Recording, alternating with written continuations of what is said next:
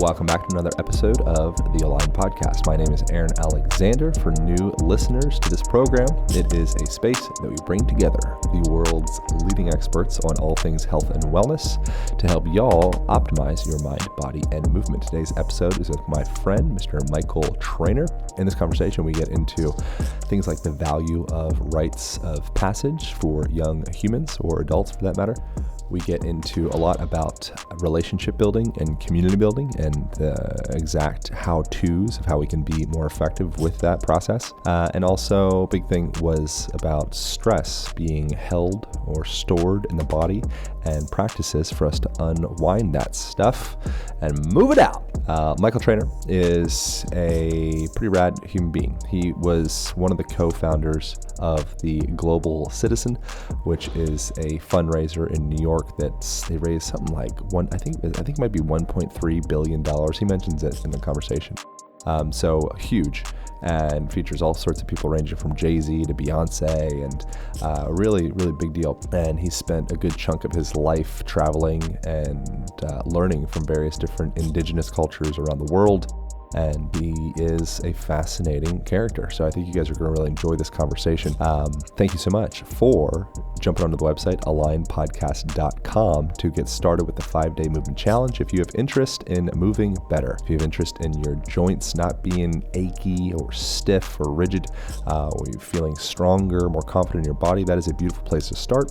So you can just jump onto alignpodcast.com, start the 5-day movement challenge, and get yourself going. Eventually that will lead into the free trial of the Align Method online program, which goes deeper into teaching you self-care practices, functional movement that you can integrate into your daily life and get you back in that body of yours. So you're not waking up feeling groggy, feeling stiff, feeling rigid, feeling low energy, forward head posture, rolled forward shoulders. All that stuff is not necessary and has a deeper physiological and emotional impact. And we get into that. You can start a free 7-day trial.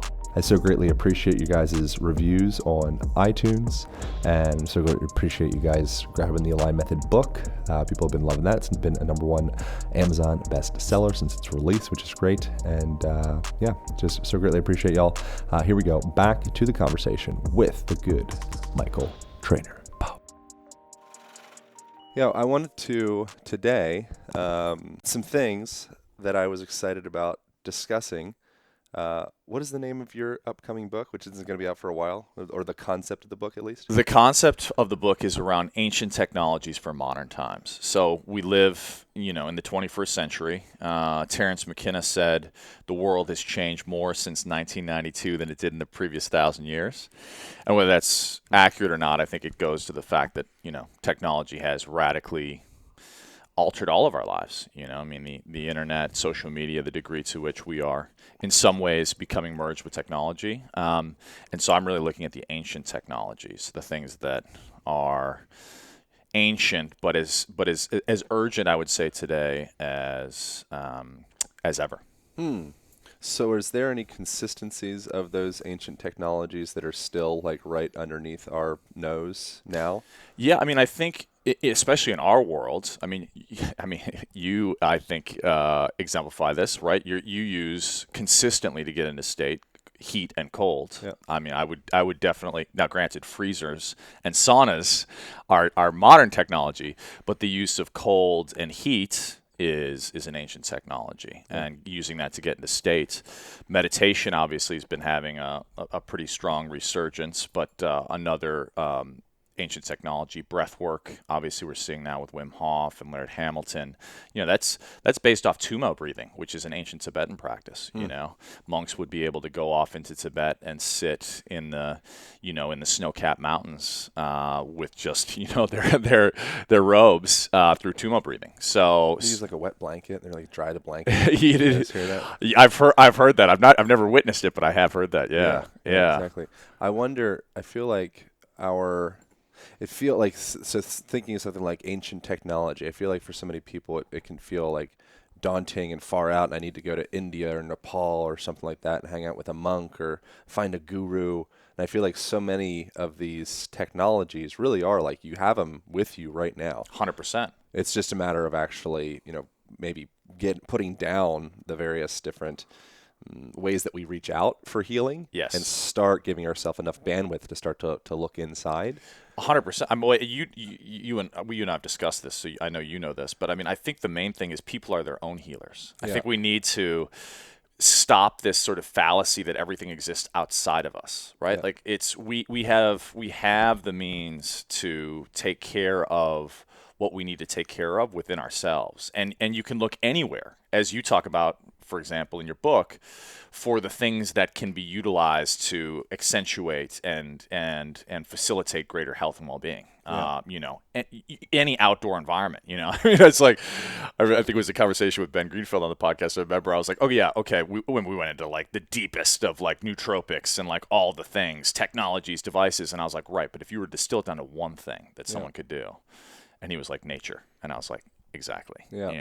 Another thing that I find interesting is a lack of purgative practices in modern culture, which I think is a big thing. Like we fill up our suitcase with all the various different stressors of the day, but then we don't really from my experience, I haven't been overly educated on ways to empty the briefcase at the end of the day. Yeah. So I've kind of stumbled upon my own things, I write about in the blog or do the podcast about it or whatever. But I think there's like a sincere deficit of that education in our modern world. Yes. So I wonder, why do you even think that we stepped away from that in the first place? Well, I mean, I think there's a question beneath that question. So I resonate with that. I do think there's so many ways in which we're always taught to fill the cup, right? To add more, totally. The moreness in life, right? Like, and oftentimes we don't recognize that it's actually in part about paring it down. There's that Pareto principle of 80-20, and it's like we're often looking at the 100, but not the 20 that gives us the 80% of results. Yeah. And I think, I do look at certain things like, and just to be very tactical, but like sauna, for example, at the end of the day for me is a way of literally releasing toxins, but also releasing my thoughts, and like letting go of the day. And I do think there are practices that people can do. But I think to your actual question, I think beneath it, we've gotten away from so much that was so central to our being human. I mean, and you talk about that in a movement context, think about like the fact that most people are sitting on a chair it's actually really wild. This is one thing that I'm actually going to talk about in the book, but if you actually break down the amount of time, right? Time is our most valuable resource. Yep. And we all, no matter who you are, billionaire, someone who, no matter where you are, we all have this, this limited resource of time, which is precious. And if you actually break down the amount of time we spend, for example, on modern technology, it's insane. Yeah. Like the average person spends like 4 years of their life on email. Yeah. Years of their life on social media. I mean, now we get a sense of that because you can actually look at screen time and see how much time you've been spending. But if you actually accumulate it over the years, you're spending, this limited, precious resource on these technologies. Now, if that's, to a degree, we need to do that. But I think to what degree is that enhancing our life? And to what degree is that a detriment to our life? And I think to your question about like what's sort of beneath it, I think we've been sold a narrative. Most of our systems, for example, are based on 20th century industrial capitalism. Our education system, we go from first grade to second grade to third grade, and it's largely training people to be ostensibly a cog in a greater wheel where there's a manager and you're obedient, and at the end of 30 years, you get the gold watch. Now, obviously, that paradigm is broken, right? Most people, especially young people today, there's this absolute epidemic of loneliness, which is, coming from the sense of false connection that we're seeing, as exemplified in many ways by social media. We're eating the menu instead of the meal. Exactly. And so people talk about FOMO. People are exactly looking at everyone's highlight reels and thinking, well, why, how come I don't have that, and so I think when I look at ancient technologies, I'm thinking about the ways in which we utilize and built community and the structures and systems which kind of kept an even keel. Where I lived with the traditional healer, an Ayurvedic, who practiced a very rare form of Ayurvedic Shamanism. And in that concept, there was no word for privacy and there's no word for possession. So you and I existed as a whole. And if you fell out of balance, which is what the notion of dis-ease is, right? And you'll get this because you're all about bringing, things back into balance. Well, in a community sense, not just in the sense of the body, but the body is a microcosm of the macrocosm, which is also the community body. Yeah. And when the community falls out of balance, it was his role to bring it back into balance. So he would do all these, what we would consider a master artist. He was a master artist of like 17 different things, a master dancer, knew like 4 different drums, spoke like 6 languages, astrologer, Ayurvedic physician. Like insane, but none of that was ego. He didn't, none of that was like something he put on a resume. It was just each of those was an integral tool to be able to facilitate the context of conversation, where ritually, from sunset to sunrise, he would ritually recreate their shared cosmological worldview, their shared story, in such a way that it would bring them back into tune, Kind of like I can imagine like a really good bodywork session can do in the context of the physical body. He would do it in the context of the physical and emotional body of the collective through this ritual. And so for me, I think part of what we're lacking is because we've grown up in a culture that is based on, and I'm not making this wrong, by the way. I love where we live. I love where we grew up. But it is based in some ways on this notion of sort of city on the hill. We are individuals. Exalt your individuality. Be all you can be, and oftentimes at the expense of anyone else. Like the prevailing narrative is around competition rather than cooperation. There's now really interesting research around cooperation actually being primary. Yeah. But I just think that there's a huge narrative which we're kind of brought up in, some of which is amazing.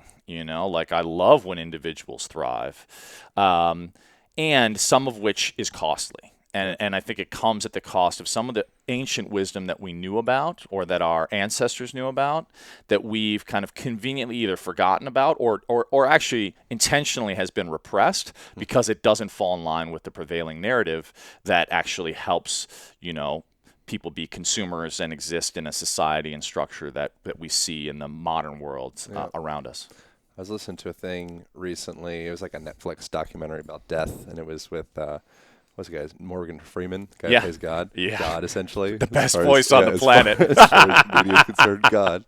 And he was doing an interview with a guy that he was dead for like 13 minutes, and he fell out of some boat, and he was underwater and held down, and then he came out and somehow got revived. And during his experience, he said it was this really tranquil, beautiful experience. He looked up, and they were in this cathedral during the conversation. It was kind of like these paintings in the cathedral, but it was these thousands of beautiful lights coming down. And what he said was he felt, which this resonated with me from specifically around DMT ceremonies. He said he felt a type of love and rapture and connection unlike any relationship that he'd ever experienced in his corporeal human form. Yes. So he leaves that body for that instant, and he's like, oh, okay. Like this is love. Like I never knew love before. Yes. And I think it's an interesting one. Just a fear of death is a very fascinating thing, which I think is like deeply infused in our culture. Yeah. But two, that cooperation and that connection and all that, the health that exists in that group team mentality. Yeah. It's very fascinating how when we get so much more from giving to others than we do from selfishly like pulling in, which is kind of, we've been like duped in a way to thinking that it needs to go autonomous me. And tribally, you would actually be exiled, which is actually in many ways worse than death, right? Because if you do exist in that collective, if you were all about me, right, it comes at the cost of the collective, right? So if you go off on a hunting expedition, Chris Ryan, who I know you've had on your show, and I talked about this, we had but basically tribally, a hunter would go out and say a hunter takes down a bison, and he talks about this a bit in his book, but, the guys he's hunting with will actually take the piss out of him. They'll actually give him a hard time, right? Why? Because they don't want him to get too big in his ego to think, oh, okay, that's all about me or that's all my meat, right? And the person that's actually celebrated was actually the guy who made the arrow, which is often an older guy who actually stayed back at the village or in the sort of tribal community. And what that did was it kept things even. Of course, in taking the piss or giving someone a hard time, there's still a love, but it keeps the ego down. Yep. And it also keeps away from that hoarding mentality, like, oh no, this is all mine, not yours, which obviously would have been fatal in a traditional sort of pastoral tribal culture. So I think that idea of keeping those common bounds is so powerful. And I think the second thing I want to just touch on is you mentioned that near death experience. I think one of the things that's so fascinating is that idea of using death as an impetus for living, right? Like the memento mori sort of stoic context, which also, like when a gladiator was successful, they would actually have traditionally like a slave behind them. And after like a great general or whatnot would win a war, they'd actually have the person behind them as they're being heralded in their chariot, and crowds are cheering for their victory, basically whispering in their ear perpetually, memento mori, memento mori. Like, wow. Like, don't get up on yourself, man. Death is on your door, So like there were all these ways in which these ancient cultures would like keep someone's ego in check. And we do not have that. However, with the exception of some of these tools, like for example, in very real, right, what they say actually on your deathbed, that's when you're born and when you die, that's actually when you release the natural DMT in your system, right, which they say is stored in your pineal gland. But basically, as you mentioned, you can actually approximate that. And, I'm always careful to say, I think, for people who are interested in those journeys, at least for me, I have a huge bias towards sitting with indigenous cultures who have held those traditions for thousands of years. But yeah, I think that's another ancient technology, right? Is when held correctly, and I think there's a lot of ways where it's not being held what I would call correctly. We're in Venice, California right now, but like, some guy in Venice goes down to Peru for 2 weeks and all of a sudden comes back and calls himself a quote unquote shaman. Yeah. That to me is not correctly, right? Because they're not held or haven't trained effectively. Like I wouldn't go to a doctor that read, a book in the library. Exactly. It was like, exactly. It is like, okay, yeah, no, I'm now a doctor. Right. But in the context of where, and I've had the good fortune of sitting with some of those very, very, and I say profound, and you and I have chatted about this before, but profound, but also humble, but masterful elders, and the degree to which I think those kinds of ceremonial contexts can also be a great reminder of exactly what you shared, which is that love that's innate within all of us. Yeah, it's always there. It's always there. Yeah, it's like Andrew Taylor Still, founder of osteopathy, said harmony dwells where obstruction does not exist. Yes. And there's like the Rumi quotes, like the same thing, essentially. Like your task isn't to seek love, it's to seek out the boundaries that you've created and drop those guys. Exactly. This is a question I had for somebody yesterday, actually. I recently was pondering on, I wonder if it's possible to dislike someone if both of your egos are out of the way. You know what I mean? Yeah. Like I think typically when there's conflict, there's like, okay, this identity structure, ego structure that I define as like this is right and wrong, and this is who I am and who like my somebodyness. Yeah. Somehow runs into your somebodyness. Yeah. And they kind of tangle and like repel. But I think with almost any of those situations, by almost I mean all of those situations of humanity or animal or any being, I think if you're both in that, say like a near-death experience together, and all of a sudden, okay, my life is in your hands and your life is in my hands, we will likely drop all of those ego structures because there's no time for that right now, and there will just be love, companionship, and kind of like unity. Yes. Whereas in a well-resourced culture, such as like Western culture, we have all this time and space and stuff to kind of get in the way of that. And then we get consumed by those and it kind of like pulls us apart. But I think underneath it's all just a bunch of love. Yeah, 100%, man. I mean, not to get, I think it is. Honestly, I do think it is all love. And I think the path that we're all on is finding our way back to it, Right. I feel like, and unfortunately, like, I think many of us, including myself, have gone about it the wrong way and look to approximate love, Yeah. We have this misnomer, I think, culturally, which is definitely, perpetuated by society, which is the sort of, have, do, be, right? Where it's like, if I have this, if I have the girl or if I have the car, then I'll be able to do amazing things and then I'll be happy, right? Where it's like, it's totally the opposite, It's like, it's who we're being, right? It's who we are are and how we're showing up in the world.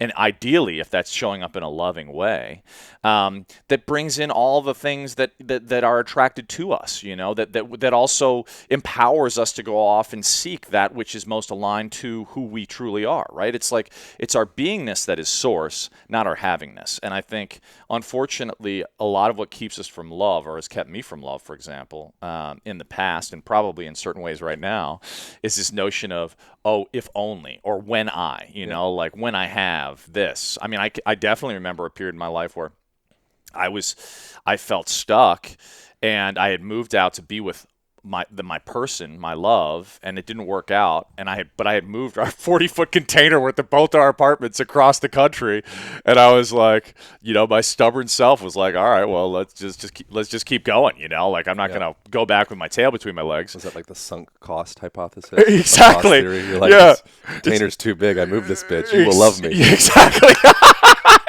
Will love me. Exactly. And to be trapped by your stuff, which many of us are, frankly, was it was so ridiculous, It was so ridiculous. It was like, why? And ultimately, I sort of moved beyond it. I released it and let it go. But it took me a minute to figure that out. Yeah. It feels like every time we separate from like the be part, it feels almost like there's like a separation from ourselves in a sense. Yeah. And there's all these different opportunities to kind of almost, I think of it as almost like a pair of spectacles or glasses, like the image gets blurry. Yep. And there's like your B, which is perfect 20/20 vision. Yep. There's you're just this clear vessel. And then there's that distraction and the material thing, and I wish I had that, and that person's this and this and that. And all of those causes the glass to kind of wobble a little bit. And there's like, oh man, the world seems blurry. And then I wonder if perhaps there's some correlate to sickness from that. If you can get out of the way of those blurry spectacles, perhaps the body's like ready to heal. Yeah. You know what I'm saying? Yeah, I think there is a corollary, because I think, I mean, this is my own view, but I think our health is is dramatically linked, using your very word, to alignment. Yeah. Right? Like it's when we're aligned, not only that I think we feel the great vibrancy of true health, which is beyond obviously just the biological mechanics, although that obviously integral, to a sense of like overall well-being. And to me, that's when we are in that state of being, when we're not in the glasses, if you will, heavy, foggy glasses of ego, I think the degree to which also a lot of our innate intelligence, like our intuition, that's one of the things, for example, I've committed to, because you and I both, I think, I often can get in my head, in my intellect. Totally. And while it can be a sharp knife, it can also be a knife that cuts me. And one of the things I realize is there's profound intelligence in the heart and in the gut, right? We call it, I mean, you just had Perlmutter on, I mean, it's literally our enteric nervous system, our second brain. Yeah. And there's literal and biological, intelligence in that gut, profound intelligence. And so to me, I'm like, okay, how can I move more aligned, right? Like, how do I move head, heart, gut? The Sushumna. Yeah. Alignment of all the chakras. Exactly. Yeah. How can I move in that way? And to me, that is health, right? Like, that is a core tenet of health. It's not something that I think is often talked about as integral to health. But to me, I've also seen in life, for example, when I've not been aligned, when I've gone more down the foggy glasses, path of like, oh, this is seductive, intellectually, this looks real good, and I've had very dramatic reckonings, both health-wise and also just in terms of life and like, what do you want to call it, karma, but like things getting real heavy. And oftentimes that's because I don't want to say walking down the wrong road, because I don't think it's necessarily, there's like a wrong, but it was wrong for me. In other words, it wasn't in alignment with what I have declared my purpose to be. And I think that's the trick, is so oftentimes all of us see whatever that is, that's the candy, that's that temptation. And, if it's not in alignment, it's super hard, it's not in alignment. Yeah. But sometimes I can speak from experience, it's pretty damn tasty. And so you're like, okay, well, I'm going to walk over here and have this candy, whatever that may manifest as or exemplify for you. And then what I've seen is, for me, getting back has been super humbling. But but is a very beautiful process. And for me now, I've actually sacrificed some of the things that are, more lucrative, for example, opportunities. Yeah, I'll give you a very clear example, so I'm not speaking obtusely. I remember years ago, for example, I was offered a very, very lucrative opportunity, right? And it was basically to be an ambassador. I didn't have to do much except go hang out with fun people and take some photographs, etc. And I literally flew to New York and I had a drive. And if I handed over that drive to this client, it would cement the relationship and I would be paid a not insignificant amount of money. But it was for something that I didn't believe in. And I actually had the drive and I decided to sacrifice that money because it didn't feel aligned. And instead I went and volunteered. I actually left the money behind, volunteered at Charity Water at the gala. That's actually where I met Bobby. And had I not met Bobby, I never would have started Global Citizen, which was 4 years of my life, building a charitable music festival on the Great Lawn in Central Park. That existed because I made an aligned action, right? I made an aligned movement. Instead of going on the path of like seductive money. It was basically for a snuff company, like a snus, like a Swedish tobacco brand. Oh. And I was like, this is a lot of money, but I'm not really aligned to supporting you and pushing tobacco. It's just not aligned with who I am as a human. Yeah. Which isn't sustainable. Exactly. And it would have been soul crushing for me if I had said yes. And at the time, I was not like in a financially flush position, so it's like I needed the money. Yeah. But at the same time, in choosing not to pursue that money because it was not aligned, and then instead pursuing something where there was no personal benefit, I volunteered. Yeah. But yet from that gestated an incredibly aligned and life changing, not just for me but for many, many others, platform called Global Citizen. Can you tell a little bit more about what that is and some of like the people that are involved in it and all that? Sure, yeah. Global Citizen, I started with a couple of other gentlemen in 2011. And really it was just this idea of how do we build a movement around ending extreme poverty, which at the time was 1.3 billion people living on the planet for under $1.25 or its equivalent a day. Gratefully now it's been reduced. But how could we build a movement around that and do it such that it was built in hope and inspiration rather than guilt and shame? Because the prevailing narrative is what I call like poverty porn. It's that like Sally Struthers, like, hey, Aaron, give up your cup of coffee and help this like poor child with flies flying around. And it's like, I think that's a horrible narrative. So we were like, let's not ask for people's money. Let's ask for their action. Let's ask for their aligned action. Have them learn about the issues affecting the extreme poor because we wanted to build a movement around our shared humanity.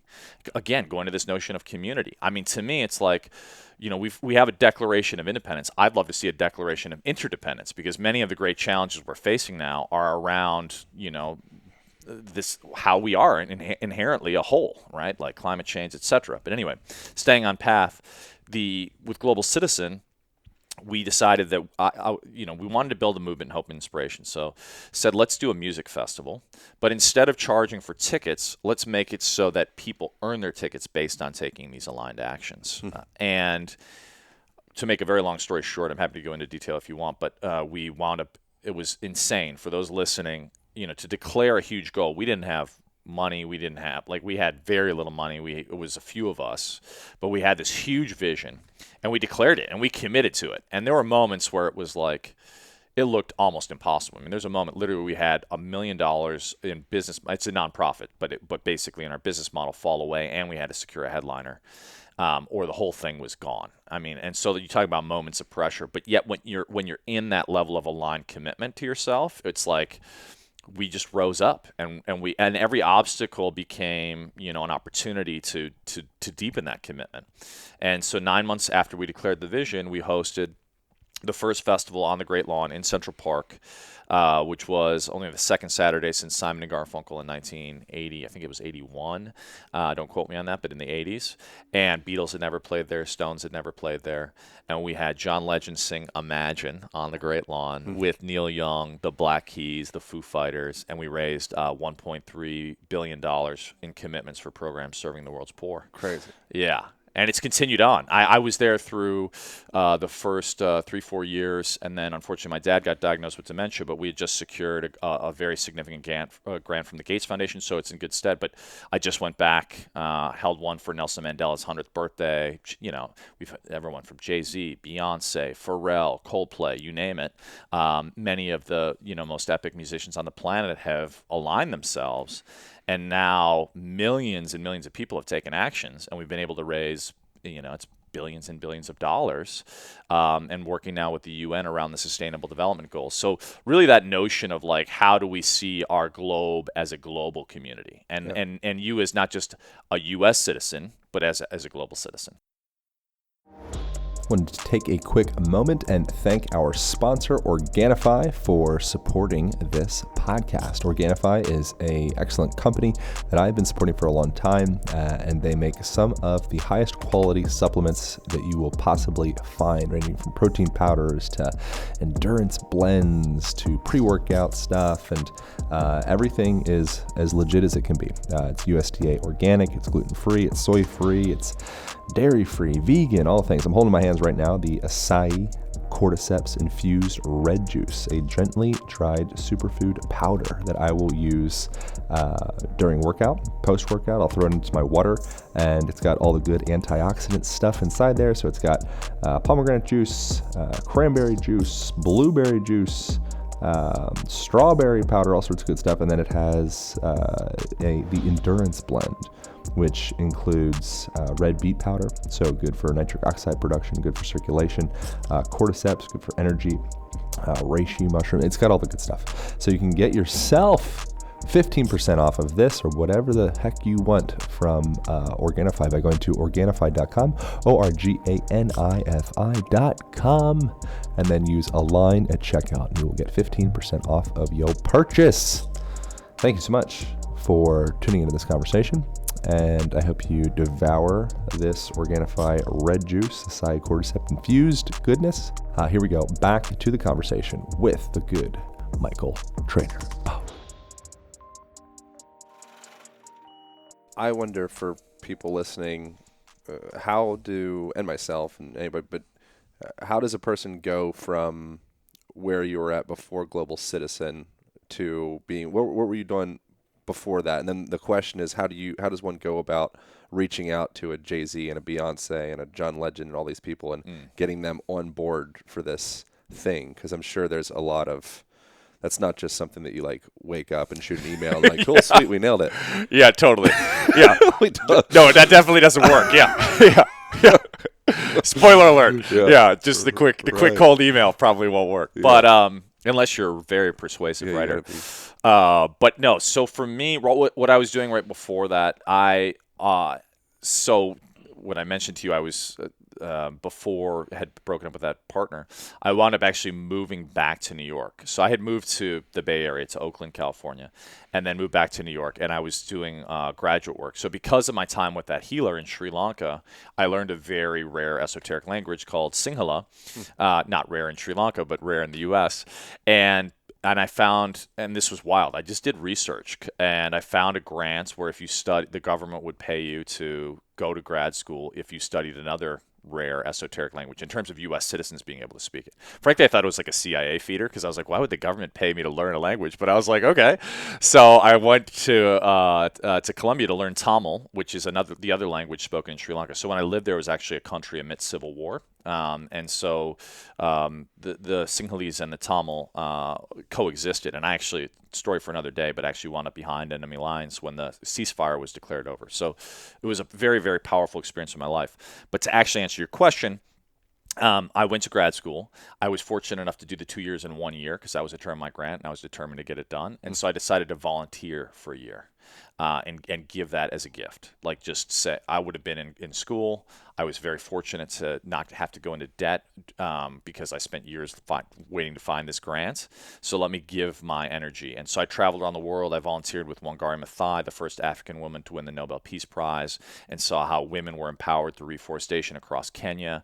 I went to Cambodia with an amazing team that was actually taking landmines out and like going into villages, and kids would find, unfortunately, like cluster bombs that looked like tennis balls that were left over from the Vietnam War. So we like go out on trucks and like they'd find these mines and take them out of the ground.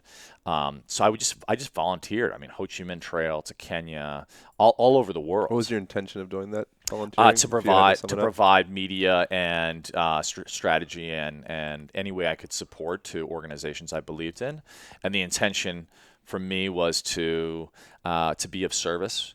I think I honestly, having lived abroad, many countries have a compulsory service, either military or civil service. We don't have that. I actually think it would be. I think it's just wonderful to spend a period of your life, especially a formative period in your young life, being of service. And so for me, it was just a self-imposed, like, let me give back. And interestingly enough, having had that exposure, it led me to being super aligned when we decided to do Global Citizen. And to answer the second part of your question, I think for those listening, the main thing is really being, one, super clear in what you're up to, two, being unequivocally committed to it. I mean, like there's that, I can't remember where it was, where there was a general and they, the saying is burn the ships behind you, right. But like they came in and, and they were dramatically outnumbered, but they basically like burned the ships. So there was no other option but going forward. We burned the ships. And so I think the second is commitment. The third is I would say alignment. And alignment in that case, early days, we were very fortunate to get an aligned ambassador in Hugh Jackman. And he believed in the cause. He's actually, real talk, a legitimately amazing man. Like, how do you find Hugh Jackman in the first place? Is that just somebody? Hugh Jackman had met Hugh Evans in Australia. Thought he was the waiter. he's who I launched the GC with, another gentleman named Ryan. But they wound up becoming friends. So they were friendly. Yeah. So in the early days, having that early stage friendship, helped out. But there were times definitely where I was like nervous. We were like overextending. So I think if I were to distill that down, finding someone that's aligned to your shared vision, and I think cultivating those relationships makes a huge difference. He would host. He hosted a very powerful dinner for us, for example, early days at his home. It makes a big difference, obviously, when someone who's aligned to your cause invites other people and really takes a stand for you. Yeah. And then I think the other piece is, when you have something that you're fighting for that's bigger than yourself, it makes a huge difference in other people saying yes. Right. Yeah. And I will also say, and this is another kind of piece, align altruistic interest with strategic self-interest, right? And this is tactical, but one of the things that made Global Citizen work was we had a huge cause that we were up to, right? And that was we wanted to end extreme poverty on the planet by 2030, which is feasible. Now, people are aligned to that, but a lot of people, for example, are up to amazing things, but they won't get backing because, one, they don't have credibility, or two, they haven't gotten enough, what I would say, momentum, to really get that going. I get reached out to all the time from amazing causes that are looking for me to like all of a sudden make a magic intro to like, like Alicia Keys. I mean, literally this week, Alicia Keys, or can you, and it's like, yes, we've hosted those people, but that also was like a conversation that was around, hey, what are their interests? Like speaking to their interests first. Like Alicia has, an incredibly aligned charity. So how can I support her charity? John Legend, I saw while I was at Columbia speaking with Jeffrey Sachs. He's who was also an advisor for us. Like so basically, like finding the people that are aligned to your vision first, because for example, if I had said like, Post Malone, for example, probably would attract a lot of people to a concert, but those aren't people that are aligned to what we're up to. You know what I mean? Yeah. And he probably wouldn't say yes in the first place, except for the fact that, and then here's where it goes. So aligned interest and altruistic interest, then the self-interest piece comes in, right? So part of our strategy in hosting on the Great Lawn in Central Park was no other artists had performed there. You're talking about one of them. I mean, of course they had, but it had been, a long, long time. And when you say, hey, Foo Fighters or Neil Young, would you like to play on the Great Lawn in Central Park? It's different from saying, would you like to play at like the Beacon Theater? Right. No disrespect to the Beacon. It's just to say, this is an iconic venue, right? Other people, it's a very rare opportunity. It also is a statement, I would say. And then, frankly, we hustled our tushes off and got one of the largest, if not the largest, syndicated broadcast of its kind. So we got the New York Times to cover homepage, AOL, Yahoo. How did you do that? Was it a PR company? PR and also alignment. So getting really great advisors. We had we had several wonderful advisors that were aligned to us that had relationships. And it's not often that they would do that. But one of the co-founders with Robert De Niro, Jane of the Tribeca Film Festival, she helped us when we just had an idea. Like, we were not a proven concept, and so much credit to her. Like, she literally like take my call at like 10 o'clock on a Saturday night because I'm trying to do like the film. I mean, so it's finding those people that are like your ride or dies, that are like about what you're up to. Yeah. And then some of those people like pulling in some they're taking a risk, trusting in you, and taking a chance, and vouching for you, basically, and then obviously doing everything in your possible world to make sure that you are at integrity with what you said you're going to do, and that as a result, everyone rises, but in essence, and also when you get into some of the later artists we had in year 2, year 3. Part it's about also then developing that credibility of like, okay, these guys have done it. Year one, it's like there's a famous video on YouTube you can Google where it's like how to build a movement, and it's this great like narrated video of this guy dancing on a hill at like a concert, and it's just this lone dude dancing. Then all of a sudden, and it's like narrated like in like the British style, but it's like and then there's the first follower, and it's like the first person that comes up and starts dancing with them, and then he's like the first follower is actually most crucial to the building of the movement because they invite like the second two, and then all of a sudden it's 4 people dancing, and then once 4 people dancing, it's now socially acceptable, so the whole it's like 30-40 people come in and dance. And it's kind of like that, it's like find your first follower strategically in a way where it's like, who are the people that'll have your back, and then getting those core people based off of that. You can't do anything, by yourself in a vacuum, So it's like building out those strategic alliances and then combining, I think, altruistic interest with strategic self-interest. So it's like when you have a great cause and you're on the Great Lawn in Central Park and it's going to be seen by 15, metaphoric, and it's going to be seen by, a great number of people,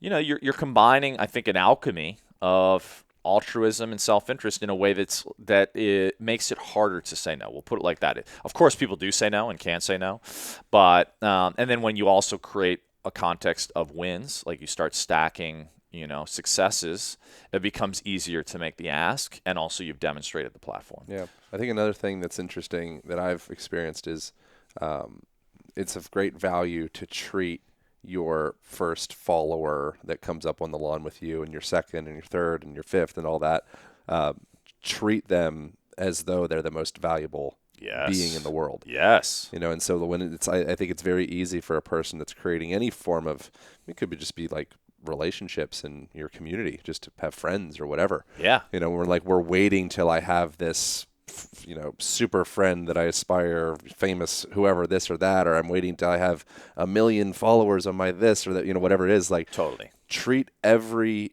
dollar that you have and every human that is in your orbit and every material that you have in your orbit as though it's the most precious thing in the world. And then I think the universe opens up to saying, okay, cool, you're ready for more. Yes, 100%. And as long as you're in that place of I'll step up into my highest self when I'm at this level. You will just never be at that level because the universe, in quotations, aka any person or what community or whatever, would just be like, no, you're not ready. Yeah. I think that's a really crucial thing that I'm only recently starting to learn, I think.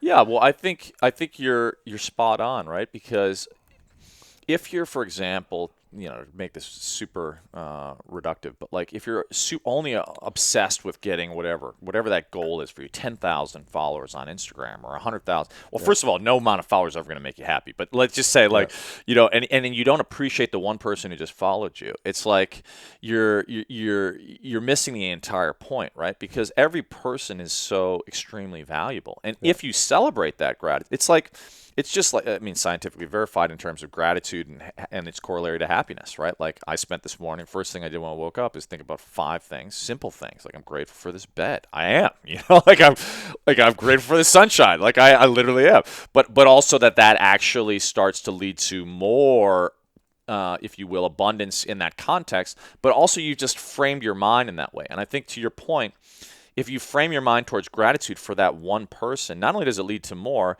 but what's funny is you're not in that place of needing more. Yeah. You're in that place of just, I'm appreciating you.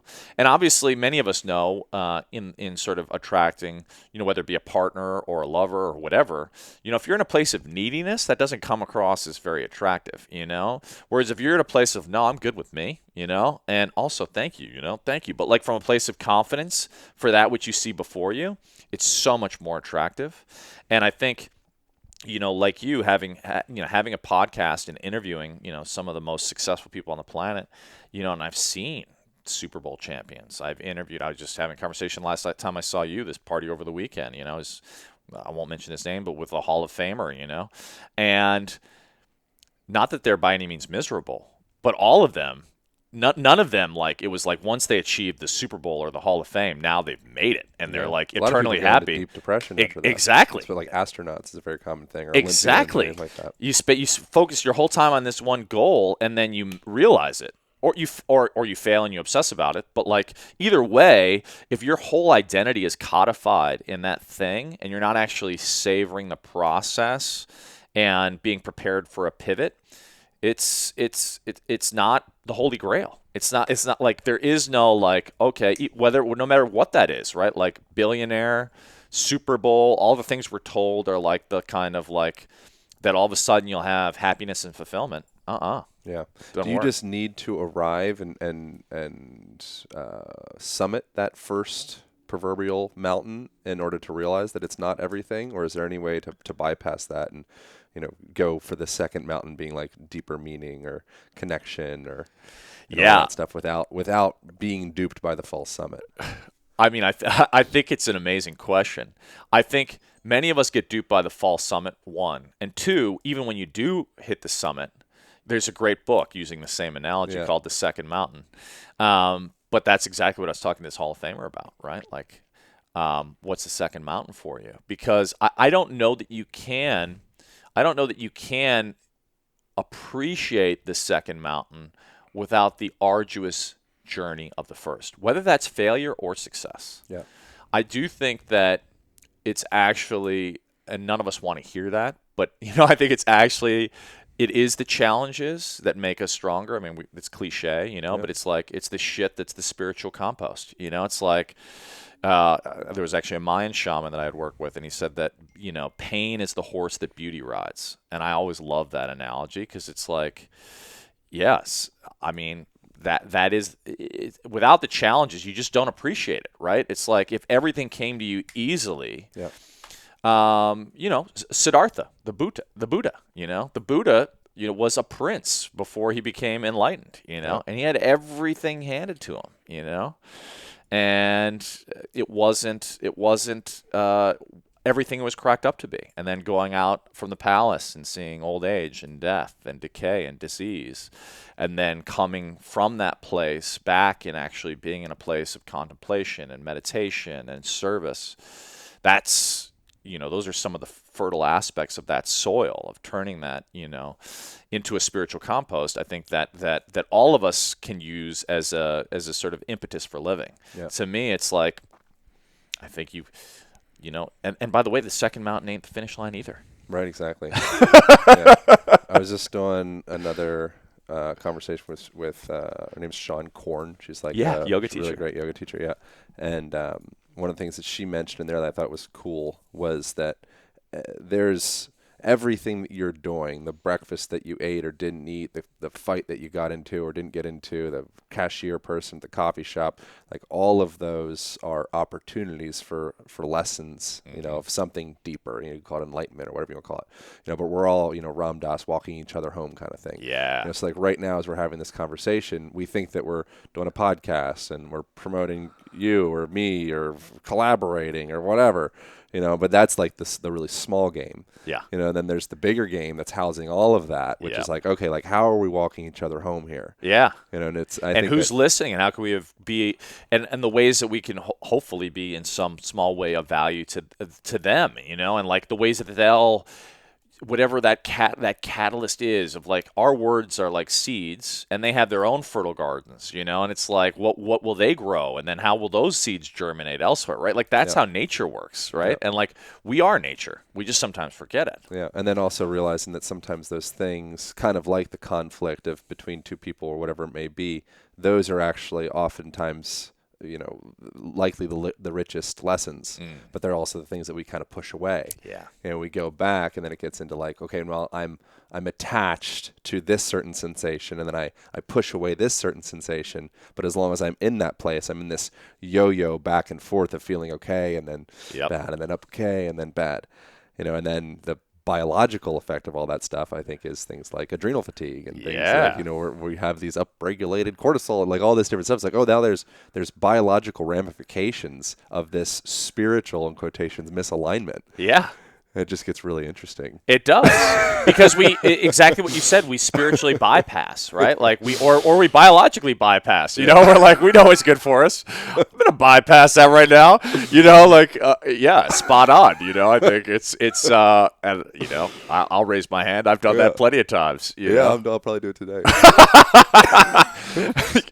Yep. The shot clock is coming down. Exactly. So how does a person, because we're going to wrap this thing up, how does a person start to push away some of the obstructions to listen into their enteric nervous system, or, you know, let their heart speak or their guts speak and get out of the you know, the mind being the governor of everything? Yeah, I think it's great. If that's even the right direction to go, maybe the mind being the captain's great. I don't know. I think it's a great question. I mean, to me, it's I would distill it down to finding your center. Everyone has different practices that enable them to come back to center. But in the same way that I learned from my teacher some time ago in that context of balance, right? And he basically articulated that dis-ease is imbalance. It's exactly that, dis-ease. Yeah. And I think whether it's, I mean, yesterday this came up for me. Like I had like a whirlwind of emotion come in that wasn't mine, but it was like, okay, like how do I react to this? And it was interesting because it was like I was like, give me a second, I need like 5 minutes, and I meditated, and it was like I just sat with myself and I quieted my mind, and I got more into that place of like what is, and I mean, I have a daily meditation practice, and I have, you know, for quite some time, but that's something that's available for free to anyone, you know. You know, you can go to one of the Goenka Vipassana retreats, literally free, or it's donation based, you know, anywhere around the world. If you have one thing you take away from this podcast, you know, like, you know, you can go off and do Vipassana. There's all these, I mean, we live in the golden age of information, for better and worse, right? Like you can also fill yourself so much with all this information that you're actually not listening to your own inner voice. And so I think to me, whatever that is able to bring you that quiet within, that might be swimming, that might be, you know, acro yoga, that might be meditation, it might be a combination. Figure out what your toolbox is, and know that those are your go-to tools. Like I know if I start like feeling okay, woo, you know, we all know that feeling where we're like, okay, we're riding the edge. Yeah. Sometimes that's fun, but sometimes it ain't so fun. How do I come back to center? And for me, that is like, okay, I need to like literally just sit, ground myself, like literally like put my feet, whether it's in the sand because I live on the beach, or like here on the floor, and just like come back to my breath. And the breath, I think, is available to all of us, and it's so profound. I don't think any of us, including myself, really fully realize the spectrum of what the breath can be used for in terms of its capacity to both still the mind and also, you know, re-regulate, you know, biological functions in very fascinating ways. But if there's one thing I would recommend, it's, find whatever that is that brings you center. Be very conscious of that being your go-to, and develop an awareness, which for me is through meditation, of when you're starting to get off center. It's like an anchor. Exactly, and come back to that anchor. Yeah. Other thing I want to talk about is, and this really will be the last thing I think, another deficit in Western culture is any sensation of a rite of passage, which is a thing that culturally around the globe, it's like, oh yeah, of course. Like you got to put your hand in the fire ants thing, or you got to go eat psychedelic or out in the woods, or go fast for a while, or got to go whatever the thing is. Yep. Gangs have different forms of rites of passages. Like there's so many different levels. Like, oh yeah, it's like this consistent human thing. Yes. That in Western culture, it's like the closest thing that I ever had to a rite of passage, I think, was like trying to beer bong a 40. And there's 25 people watching and they're rooting, and like I think I'm gonna explode my abdomen and go to the hospital and like literally die that night. Yeah. And I'm like, okay, am I a man? Yeah, I mean, I have a lot to say about this. You and I talked about it actually before on my show, but I'm fascinated by rites of passage. And I think you're right. Like, like that, what happens is if you don't have an authentic process of individuation, or what would be called a rite of passage, what you do is people start creating their own.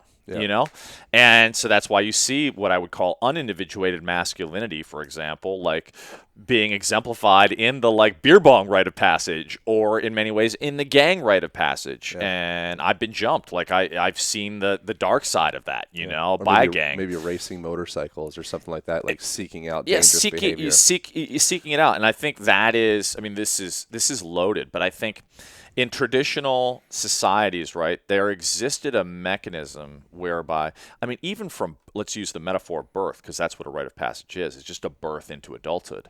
But even at birth, like traditionally in certain cultures, a baby would feed from the breast of every lactating mother, so that they would, which is fascinating, I don't know if they thought about this cognizantly, but like the biological diversity and the microbiome building, but also bonding. They're bonding with each woman in the tribe as their mother, not seeing one person as a mother. In fact, some argue that the agricultural revolution in many ways fomented the sort of fertile grounds for the patriarchy, because prior to that, actually, the sacred feminine was celebrated in many regards, and I mean, I could go off on this, but basically that there was a context in which, from birth, and then when one entered into adolescence, in the Amazon, for example, if a boy was seen sort of flirting in the water with a girl who was post-pubescent, and that had very real consequences, right? Like if they go off into the woods, that could lead to both of them as still really children, becoming parents. The man, the elder of the tribe would be like, come with me. And then they would oftentimes go through an arduous journey. In that particular tribe, they use fire ants. And it's like, pain and being reborn. But within the context of a container, it's not just like, hey, I'm going to do this thoughtlessly. All of these are immaculately constructed rituals for a boy to say, okay, it's time. Your days as a boy are done. You are now stepping into being a man, and here's both the challenge and the responsibility that goes with that manhood. Unfortunately, what we see today, including in my personal view, at the highest levels of leadership, is the personification of what I would call the armchair tyrant. Which, for those listening, if you want two great resources. Way of the Superior Man by David Data, but like King, Warrior, Magician, Lover, which talks about the archetypes of the mature masculine. Phenomenal book. But in one aspect, you see if a boy is never moved beyond adolescence, you see perma-adolescence, which we see quite frequently all around us. And in many ways, the unindividuated or shadow side of the masculine. And so that manifests itself as the armchair tyrant, which I think we're seeing in some ways at the highest level of leadership, where it's more about the ego, narcissistic, like me, right, as opposed to the how am I, because that's what a traditional warrior was. A warrior wasn't this like, I go off and kill people, like video game version of a warrior. The warrior was someone who was willing to sacrifice their own life for the benefit of something bigger than themselves, period. Like, I am willing to, and that's why, interestingly enough, a woman, even if I am, for example, as a virtue or value, a pacifist. That said, if someone like try to take out my family, like my pacifism's gonna go down the tubes real quick because like I'll be in defense of my family. But a woman, and this is talked about in David Data. This may be kind of controversial, but a woman, for example, if you as her partner has to go off to war to protect the village or the tribe, of course she would rather that you stay with her and stay out of harm's way. But in many ways, she would respect you. She would not respect you if you chose to absolve yourself of that warrior aspect, right? Yep. Like a man, to be truly in your manhood is to be truly in your purpose. And to attract in your life is to be a man in your purpose. Yep. And a process of individuation enables you to go through the trials and tribulations, to go back to the mountain metaphor, to climb the mountain such that you stand on it not as a boy, but as a man.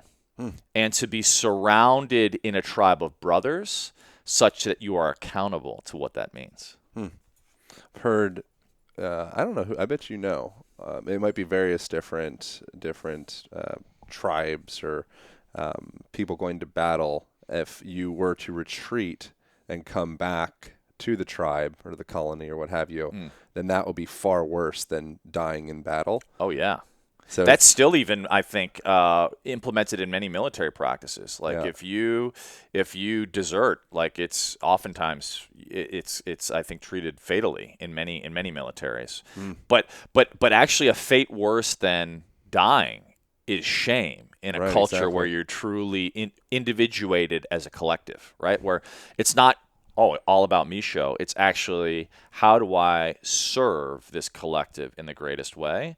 And honor and respect come from your contribution and your contribution to the collective, not from you being like a badass for yourself. Yeah. And those are all the same systems that we're operating on now. It's just now we're, sitting in cubicles looking at computers and getting coffee and whatnot. But it's the same basic principles as what people will respect and raise up within that office structure or that, whatever the team structure that you inhabit yourself in. Exactly. All those same basic principles are happening. Well, the tribal hardwiring exists to this day. Yeah. I mean, like this same, and this kind of brings us full circle. I mean, that's the thing, right? We are as humans wired in a certain way, just like you talk about with physical alignment and mental and emotional alignment practices. We still have the same ancient wiring. We've evolved over hundreds of thousands of years. And to think that like, oh yeah, we'll just, in the last 100 years, we're now like biologically like all of a sudden a totally different thing. It's just not the case. And so I think when you have these social cultural structures that have evolved and in which we have existed and in which our human programs, our iOS, our operating systems exist, whether it be in the context of the Amazon rainforest or in a cubicle in New York City, there's still an innate humanity, and there's still there's still code, if you will, that we are bound to, and that people respect those who are a stand for something bigger than themselves, and they respect those who make a stand for the team. And while we're often told a message of, the individual, any individual that's been successful has had a team behind them. Yep. And the leader, the true leader, will lead by acknowledging and thanking all those people. Yeah, that'd be a sustainable team as opposed to a king that's going to be poisoned. Exactly. And that's to me is the context of individuated leadership. And you and I delved deeply into that, and maybe you can link to it where we talked about that rites of passage conversation. But it's a conversation I'm profoundly fascinated by because in my own life, for example, it was interesting. So I got jumped by a gang. Very long story short, on my first experience alone and abroad. And what that manifested in is I started to create what they call obsessive compulsive rituals, right? Like I would wash my hands or I would check the locks. Sean Corn had the same thing. Yeah. Hers was rape, but we talked about it in the podcast. Massive trauma, right? She was raped at 6 and then at 7 developed this extreme OCD. Mm-hmm. And it was like, oh, well, people just thought it was, they didn't see the connection.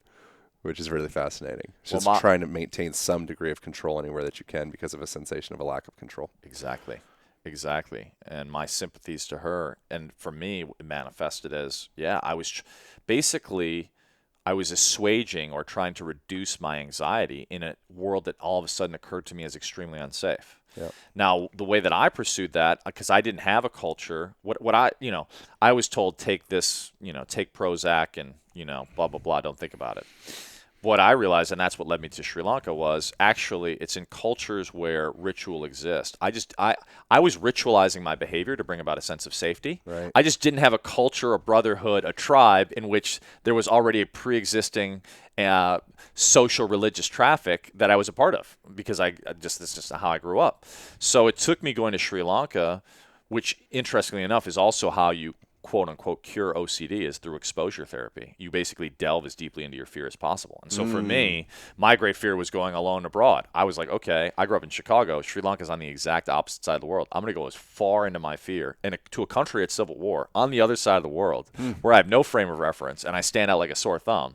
And I'm going to live for 2 years, And it cured me. I mean, it cured me of that. I mean, there's a lot of things that went into that, which I won't go into here, but I'm no longer obsessive compulsive in any way, shape, or form. And in part, that's because I had my own process of individuation in doing that. I faced my fear. I confronted my shadow. I'm, of course, still confronting it today. But in doing so, at that particularly pivotal point in life, I marked a process of individuation. I marked a move beyond worrying as this kind of a scared boy, what it might be like to get jumped in a world that's uncertain, into, okay, as a man, I'm going to stand as someone who is willing to confront fear and confront it head on. It's almost like fears are doorways towards enlightenment in a sense. And I'm using that word loosely. I think oftentimes, almost always for me, when I say enlightenment, I'm almost always like making fun because I'm like, whatever. But I actually mean it. Like, I think like if you truly confront in this human form everything that seems like a fear, and eventually they're all gone. There's no more darkness. You're afraid of the dark. Yeah. It's just okay. Well, behind all of that darkness is light. Yeah. I've jumped into every dragon mouth. Yeah. And like down its throat, there's a bunch of love. Totally. Yeah, exactly. So it's almost like we have like this guide map compass of like, okay, are you scared of that? Perfect. Please walk right in. Yes. And then there's also probably something to like, maybe, don't jump out of the airplane without a parachute. Yeah. 100%. No, I think you're spot on, man. I think if one pursues their life as an inquiry and a curiosity, because the oldest people I've met that I think still have that joie de vivre, that joy for life, are always the curious ones. Totally. And I think being curious about your fears is a profound path to self-realization. I think you're spot on in that regard. And in the moments where I think I have confronted my fears in a curious way, those have often led to the greatest gold, beyond the dragon, so to speak. Yeah. And when I continue to stay in my shit about my fears, or bypass them, to bring it full circle, through behaviors or whatever, things that mask that's a fear, which I think many of us do. You're playing peekaboo. You're like, gone, it's there. It's gone, it's there. Yeah, exactly. I see you. Not so much. There it's back. Yeah, exactly. But it loses its numinosity. It loses its pull on you. Like it's no longer a weight. Yeah. So I think the more you can use the confrontation of fear itself as an anchor, the lighter you become. That's great, man. This is a really helpful conversation. Yeah, it was fun. Yeah. Where should people go from here? For anyone who's interested, you can check me out. Like you, I have a show, Peak Mind, with Micheal Trainer. You're going to be on it in the very near future, and I'm also going to put up a conversation you and I had just sort of off the books. So we'll co-release this episode. So whenever you put yours out, I'll put this out. Yeah. So check it out. Peak Mind with Micheal Trainer. Also, just add Micheal Trainer on the social medias, and Google Micheal Trainer for all the things. Peakmind.org for the website. So I do events, and you can also check out Global Citizen. But yeah, man, just so grateful to be here. I'm grateful for the work you're putting out in the world, and grateful for the audience for listening. And it's always a pleasure to sit down, I think, and talk about the stuff that really matters. And I'm grateful for the opportunity. Thank you, man. I love that. I'm going to be chewing on this conversation for a while, so hopefully people do the same. All right. Thanks so much for tuning in. Over now. Pow.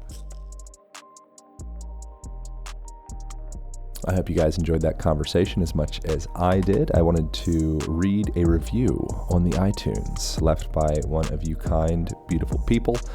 By you leaving reviews on your cell phones, very simple, very fast. It tells the algorithmic gods of iTunes or Google or whatever that people are listening to this and enjoying it, and it shares it. So if you like this conversation, a helpful thing would be to leave a review and share it on Instagram. Tell people a takeaway tip that you got and tag me at Align Podcast and Mr. Micheal Trainer in there. Anyway, so here we go. This review comes from what is it called? There and Dylan. The Rand Dylan, maybe? I'm not sure. Anyways, thank you, The Rand Dylan, if that's what it is. There and Dylan, whatever. Aaron is Peter Pan with a PhD. That's nice. I don't actually have a PhD. He has many guests you may have heard before, but not like you've heard them before. Maybe it's the forced ice baths and recording the sauna that allows them to open up and dig deeper into their personal experiences and knowledge. Maybe it's his playful, relaxed nature. All of the above and more. And he goes on. I really appreciate that. And it's very kind. I really enjoy reading these guys. Thank you guys so much for checking out the online program, the Align Method online program. It is the addendum to the book, the Align Method book, which can be found anywhere in stores or Amazon or anywhere. And it is, if you have any type of aches, pains, stiffness, rigidity, general like kind of feeling foggy or low energy in your body, you're not loving forward head posture, rolled forward shoulders, kind of collapsed spinal patterns, the Align Method online program gets into that and more, including lifestyle stuff, morning routines, nighttime routines, and you can start it for free. If you do continue, you get the Align band, which is a heavy-duty resistance band, the door anchor, and a little online program to go with it. And it's a 6-week program. The first week is free. I hope you guys enjoy that. It's at alignpodcast.com, or you can find it at Instagram in my bio under Align Podcast. So thank you guys so much for tuning in. If you enjoyed this conversation, you may also enjoy the conversation with Aubrey Marcus or Kyle Kingsbury. Would be a great place to go. Or maybe Gabor Mate be a great option as well. Those would be good options. All right, thanks guys. We'll see you on Thursday.